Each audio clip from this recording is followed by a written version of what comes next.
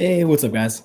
It's LJ. So today I've got a couple topics. I just wanted to kind of try and wrestle with some ideas real quick, just to see where I got with them.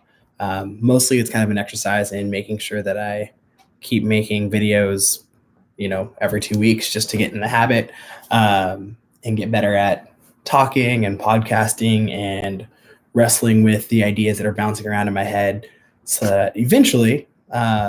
I can get back to a place where this is like second nature again, where talking to people and talking about deep ideas isn't such a struggle.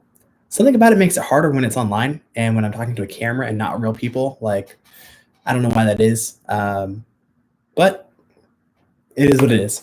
So today, one of the big things I wanted to talk about was whataboutism. And so I went to go look it up, and according to the Wikipedia, which I know it's not like a most trustworthy source, but we're going to go with it because I think whataboutism is kind of a word that's a word of our current culture, and Wikipedia is like a good example of our current culture. So it says whataboutism, also known as whataboutery, is a variant of the, I'm really going to butcher this word, tu quo logical fallacy that attempts to discredit an opponent's position by charging them with hypocrisy without directly refuting or disproving their argument, which in the United States is particularly associated with Soviet and Russian propaganda, which I don't think that's what I think of when I hear whataboutism, but let's go with that. Scrolling down to a more recent example, they pulled out Donald Trump being an example of whataboutism, in that he has, responded to criticisms leveled at him and his policies by saying, hey, what about X or that? Let me give you an example to use here. NPR noted Trump chose to criticize the Affordable Care Act when he himself had faced criticism over the proposed American Health Care Act of 2017. Instead of giving a reasoned defense, he went for a blunt offense, which is a hallmark of whataboutism. Okay, so the whole idea that I wanted to touch on here for me is that the other day I posted a post about not trusting the media. So it was like a it was an Instagram. Sorry, I'm off. I need more coffee. It was an Instagram post about not trusting the media. How ABC, for example, had posted that there was this huge bombing going on in Syria, and the video they chose to use looked like this huge, massive, like crazy thing. But the problem was it wasn't from Syria, it wasn't from this year, and it wasn't even in the Middle East. It was a video from some Kentucky gun event here in the United States, where people are just blowing stuff up because, we're Americans and we like to blow stuff up.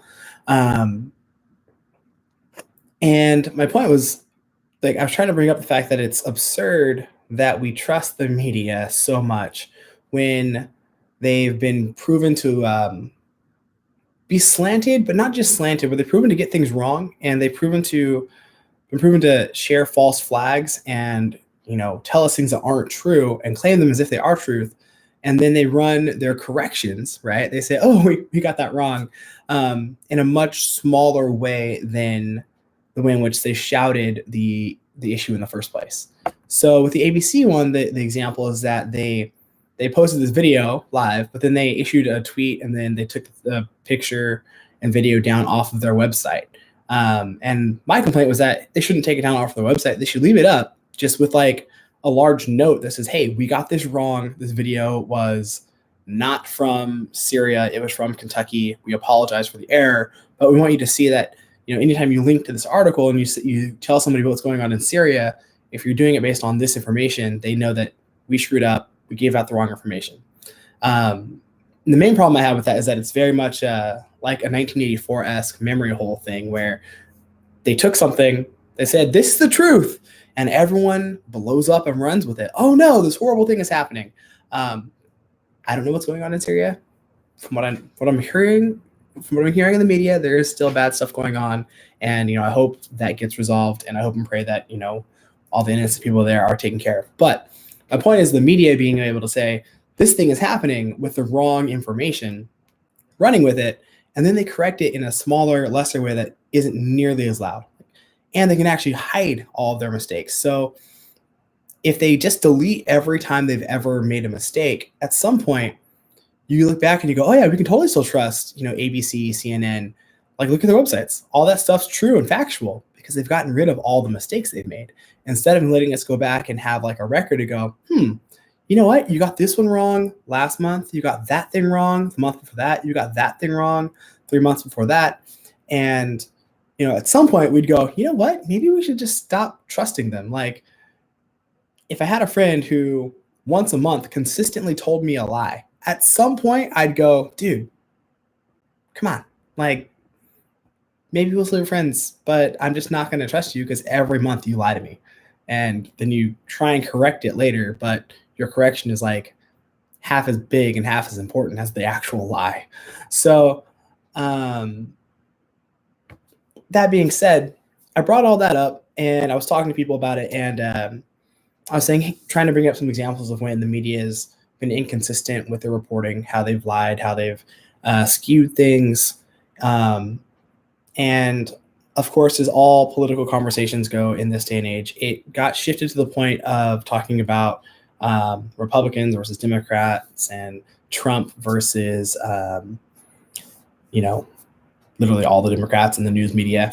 And my friends were pointing out that, Trump's done all these huge things. He's lied, right? So I was talking about ABC getting away with a lie, basically. He's like, oh, well, but look at this. Trump says all these lies.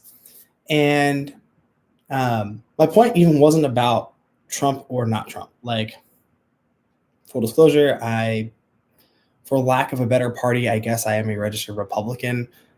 I don't think I'd call myself a diehard Republican. If anything, I'd rather say my allegiance lies with Christ, and I am an American citizen as well. And so, for lack of a better term, you'd call me, I guess, a Christian nationalist who wants what's best for America and all of its citizens, and even those who I disagree with politically. That being said, we were talking about this, and the point of me was, oh, look, all these like 1,000 so-and-so times Trump's ever lied because he's been fact-checked by some website. It might have been Fact Checker. I haven't seen Fact Checker, but I did look at Snopes, for example, and Snopes had, it's funny. You go to Snopes, you go, hey, Obama lied, or you look Snopes, Trump lied, and you pull up Trump lied, and the very first thing is a list that says Trump, false. Trump said this, false. You go to the Obama one, and it goes, Obama lied. Nothing. You can click on the link here to see any times that Obama's lied or been mostly true. And it just cracked me up because I'm like, even the way they report those websites when it comes to people that are fact checkers, like Snopes, is skewed. They treat the people they dislike more harshly. And all that tied into my view of the media, where I'm like, the media is skewed, and I get people have their perspectives. Like, I don't have a problem with that. In fact, I kind of respect it more if I'm reading a website and they're like, hey, you know what? We are liberal, and everything we say is going to be liberal, and that's just who we are. But here's the news. Here's what we saw. Here's how we reported it. Here's the facts. Here's our opinion. Here's what you should do with it. Great. I'm cool with that, even if I disagree with it. It's when somebody comes to me and says, no, we're objectively reporting the news, but we're only objectively reporting on the things that are bad for the person that we don't like, and we're only objectively reporting the things that are good for the people that we do like. That's where I was trying to get at this. And, I mentioned to my friends, like, hey, like, you can look at pretty clear examples where they have horribly treated Trump for how many years did we hear nothing about Russian collusion, like on and on and on and on and on, consistently, like, oh, Trump colluded with Russia, Trump colluded with Russia, Trump colluded with Russia. And I was like, hey, that we heard that for 2 years, but no one looked half as hard into how Hillary might have been connected to that, or how, there are government organizations that were, technically spying on the United States presidential candidates before the race. and no one looked at it, and no one was willing to talk about it because the media wasn't fair. And they were like, oh, that's whataboutism. Like, you're saying, just because they did this, they can get away with that. And I was like, that's not what I'm saying. Which got me to this point of whataboutism, right? Like, whataboutism doesn't make sense to me when people claim, hey, it's whataboutism to question the rules of the game. Now, I get the logical fallacy in saying, hey, this is right or this is true because you're a hypocrite there. I see how that's a logical fallacy. So I'm not sure what rule to call it, because I get why people would think that's whataboutism, because that's the way it's talked about in the media.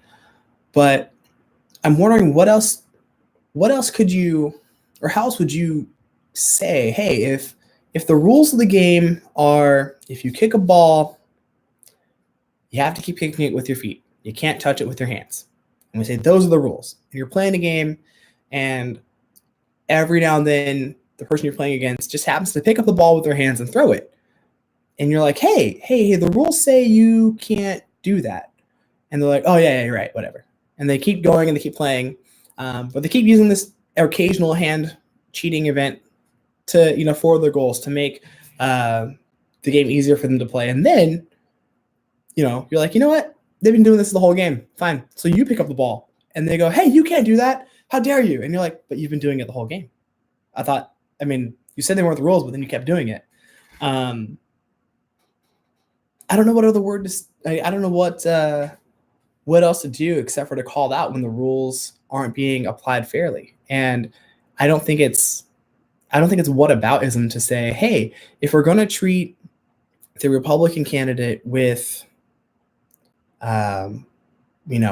boxing gloves, we can't treat the Democrat candidate with, what are those rock'em sock'em, like inflatable soft gloves. Like, you can't, if the news media is going to be objective, then it has to dig deep and press hard and ask tough questions of both sides, which is all I want. I think that's all most of us want. We just want the actual news, like, want to know what's really going on.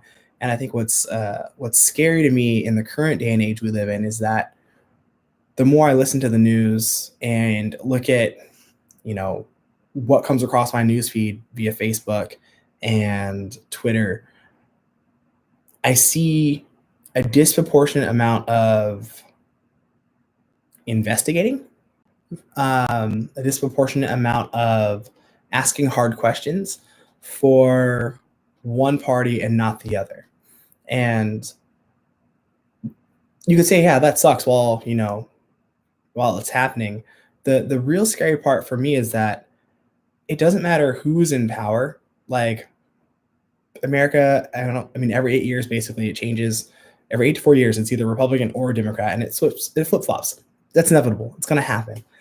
But it's scary to think that there's, a bureaucracy in place and a news media in place and even supporting cultural figures in place that are going to let one side get away with whatever they want and try and tar and feather the other side,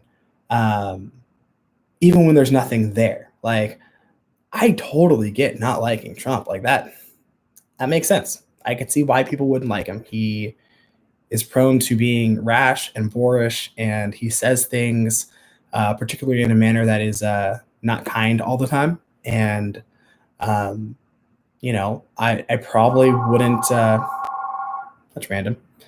Hold on a second.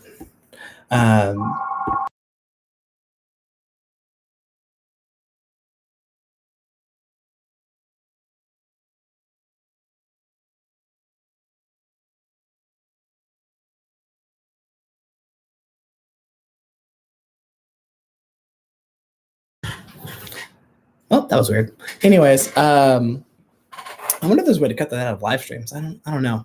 The point I was trying to make is that you can't have a educated public if the news that we're getting is skewed like that. And it's scary to me when I try and have conversations with people and they can't acknowledge that it's skewed. And and they say even pointing out that it's skewed is considered whataboutism. I'm like, it's not whataboutism. It's not even like what I think a lot of my friends forget is like I didn't even vote for Trump. Like I didn't have a horse in that race. I voted for a third party during the last election. And so it's scary to me to watch as our nation divides itself, but a good portion of it doesn't realize that it's trusting a news media that isn't producing truth and that isn't telling the facts in full, and that we've so bought into what we've been sold that we don't even realize that the idea of whataboutism is leading us to a place where we can't even question why things aren't fair going both ways. And that both makes me sad and makes me scared for our future. Like I look at the world we live in, and there's far too many references that remind me of 1984. There's far too many things that I read it and I go, this is very close to that 1984 idea. Like we just go along with whatever the party says, and that's on both sides. Like there are Republicans who, like, if Donald Trump walked out, of his office tomorrow and was like, you know what, I'm just done. We're just gonna drone strike, the half of Congress that I don't like, that would be like, yeah, Trump. I'm like, that's insane. You can't do that, right? That's against the law. It's morally wrong, and it'd be downright evil. That'd be awful. But there are people who would still be like MAGA all the way. And then there's the flip side. There's people who are so against Trump, in spite of all the good he's done, that they'll believe anything just to try and get him out. Like, they'll believe lies that were proven lies, lies that we investigated for years. And we're like, oh yeah, we can't find any collusion, but they'll still hold on to the idea, yeah, there's collusion. And part of that is, if you watch the news, and especially if you only watch news you agree with,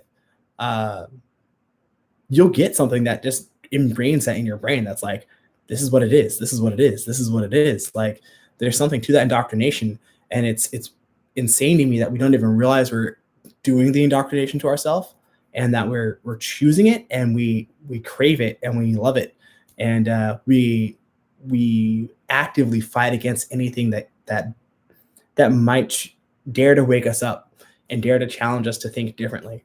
So I guess those were my thoughts on whataboutism and the weird state of the media.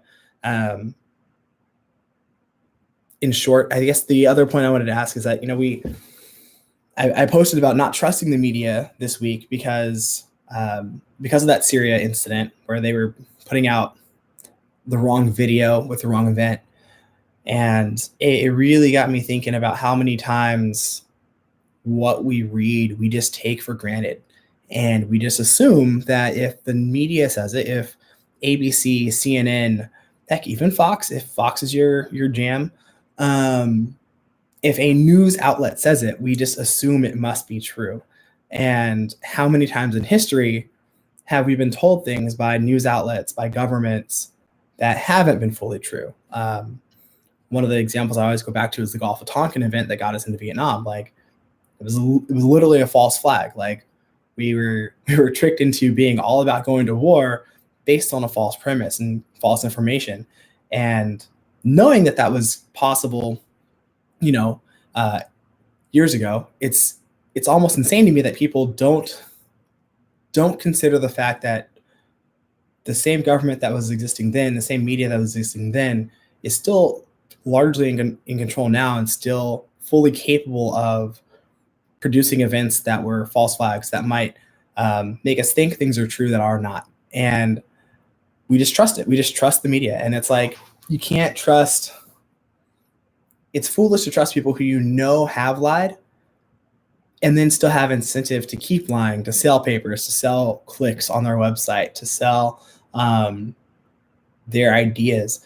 And even beyond just the selling things, like, everyone's got a point, everyone's got a goal, everyone's got things they want to do. And sometimes it's not even intentional. Like, sometimes people just have circles they run in. And so everything they see runs in this same worldview, like, I would I'd be willing to say it's probably not even all malice. Like, I don't think most reporters get into journalism to try and lie to people. I think they want to tell the truth. I think they want to chase down stories. They want to get at facts. They want to help the world be a better place. But what we forget is all those journalists have bosses they have to report to, who have to sell papers, and who are either beholden to their shareholders or who are beholden to whoever they worked for to get to that place. And so um, all I'm saying is we live in a world where there's ample reason to not trust the media and to fully just accept everything they tell you, just verbatim, without digging into it, without looking at it harder, is silly. And that doesn't matter. Like, I don't care if you're a Democrat or Republican. I don't care if you watch Fox or CNN. In fact, CNN just got in trouble or not trouble. No one's going to get them in trouble, but they just got they just got called out and hit by, I think, Project Veritas with some truth. Someone like came in and did some secret recordings about some conversations about how their leadership was actively working against Trump. And so they're claiming to be objective, right? But in their claiming to be objective, they forget that they're actively pushing their own agenda, and they're actively pushing stories that are anti-Trump, even though the news might be leading somewhere else. And I think that's indicative of the problem we have. We have a media that has a story they want to tell you. And I've seen it time and time again. The media has a narrative they want to sell, and they're going to sell their narrative regardless of if it's true, regardless of if it's helpful, because it's their narrative. Like, how often do you hear the idea, oh, wait, the facts were wrong. We might have been wrong about this fact or that fact, but the narrative was right. And that scares me, that we still allow that to be our mainstream media. We still allow that to be how we get most of our stories. It's from outlets that we know have lied to us in the past, and we don't stop and go, is it possible that they're lying to us again? So that's what I wanted to say about not trusting the media, but I also wanted to add that my friend brought up a good point. Let's say we don't trust the media. Let's say we give up on saying the media is fair. How do we find out what's going on around the world? How do we know what's happening in Syria? I don't know. Right? How would I know what's going on in Syria or anywhere outside of my awesome little town of Fresno if I didn't have newspapers, if I didn't have reporters out there telling me what's going on around there? How would I know what's going on in Washington, D.C.? I'm clear across the country. I don't have time to go and call anyone who lives in Washington. I don't know anyone who lives in Washington, D.C., to my knowledge. And so, as frustrating as it is, and as much as I don't think we should trust the media, I do acknowledge the fact that at some point,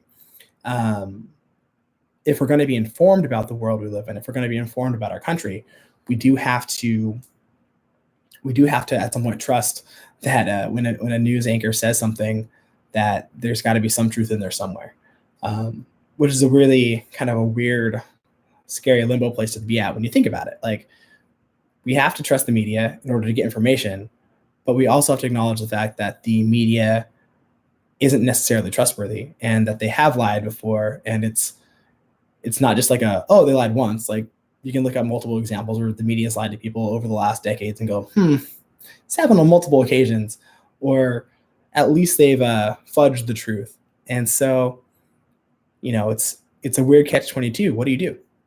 Where do you get information from? Who do you trust if you can't trust the people whose job it is to bring you the facts about what's going on in the world around you? I wish I had a better answer. I wish I knew. I wish I knew who was trustworthy and who wasn't. But I guess the best we can do is take the information we have and make the best educated decision from it. And I think the one thing I was hoping to encourage by posting about not trusting the media, and about really thinking twice about calling everything whataboutism, is that we have to agree on a set of rules. So if it's okay for the Biden family to use their power to get their kid a job where he doesn't have any business having a job, then it should be okay for Trump to do the same thing. It should be okay for you to do the same thing. It should be okay for me to do the same thing.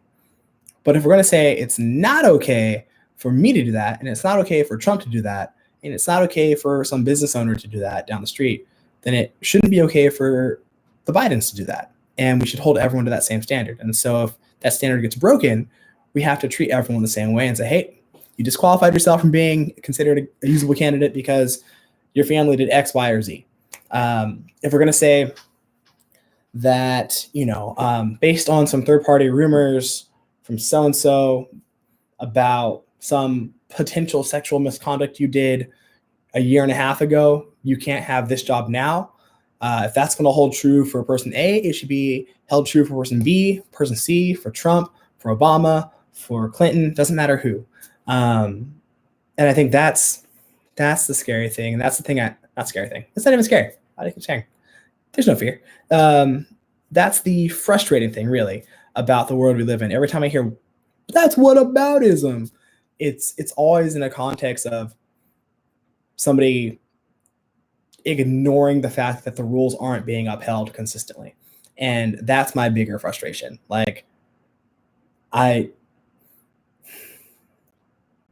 do I say this? My concern isn't about any one particular candidate.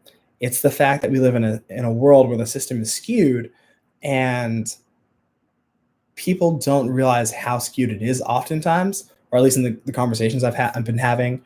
And when you try and point out that it's skewed, when you try and point out that something's broken, and that the current political climate is, in some ways, I think an attempt at writing it, not a great attempt at writing it, but an attempt at somebody going, hey, look, everything's been skewed this way. Well, fine, we're just going to skew this that way. And everyone's complaining, well, you can't do that over here on the right, even though we've done it over here on the left. It's like, but if we're going to say that this side can do it, this side should be able to do it too, or y'all really got to dial it back to the other side and make sure everyone's playing a fair game. And I hope that was clear. In my mind, it kind of got a little wonky there. I was just trying to expand on my ideas. I think the idea I'm trying to get is we need a media and a political system that works in a fair game, and where we hold everyone to the same rules. And I don't see that happening, but I do have hope that some people are waking up to the fact that it hasn't been fair for a while, and the media companies and the politicians have vested interest in not keeping things fair. But I'm hoping that the people who vote for all these politicians, the people who read the news, the people who watch CNN, people who watch Fox, are waking up to the idea that it's not okay for the media to skew things and to ignore facts when it's beneficial to them. And hopefully we're moving in a direction where our culture can seek the truth and speak the truth, and not be bound by just purely the idea of winning and purely the idea of power being right. But hopefully we're moving as a culture, or we're able to move as a culture to a place where we seek truth first, and we can seek policies that make everything better for the country we live in. And that was a lot of random stuff. So to the one person who watched, thank you. You're awesome. And if any of you guys ever watch this later, give it a like or a thumbs up, leave a comment. I'll respond as soon as I can. Thanks for watching, and thanks for struggling with me through my ramblings. I appreciate it. I hope you have a great day, night, evening, whatever it is when you watch this. Peace.